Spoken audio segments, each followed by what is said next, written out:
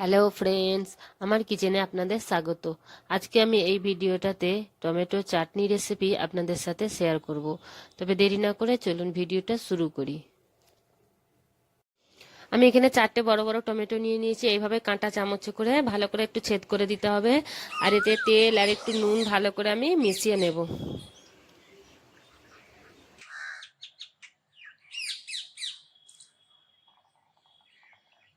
এইভাবে একটা গ্যাসের ওপরে জালি রেখে দিয়ে আমি টমেটোগুলো দিয়ে দিয়েছি। একটা বড় রসুন দিয়ে দিয়েছি আর দুটো কাঁচা লঙ্কা, ভালোভাবে এগুলোকে পুড়িয়ে নেব। এখানে টমেটোগুলো ভালোভাবে পুড়ে গেছে। আমি এগুলোকে এবার সাফ করে নেব। এখানে আমি টমেটোগুলো সাফ করে নিয়েছি। আর আমি সব রসুনটা ব্যবহার করছি না, অল্প একটু রসুন নিয়েছি, কেননা রসুনে ঝাল হয়ে যাবে বেশি, ওই জন্য। আর দুটো আমি কাঁচা লঙ্কা ব্যবহার করছি। এগুলো একটা মিক্সার জারে ঢেলে দিয়ে আমি একটা পেস্ট মতো বানিয়ে নেব। এতে একটু দেবো স্বাদ অনুযায়ী লবণ, আর একটু সর্ষের তেল আমি এতে দিয়ে দেবো। এ দেখুন বন্ধুরা, একদম পেস্ট মতো বেনে গেছে। এবার এটাতে আমি একটু কাঁচা পেঁয়াজ, ছোট ছোট করে কুচিয়ে রাখা কাঁচা পেঁয়াজ আমি এতে অ্যাড করে দেবো।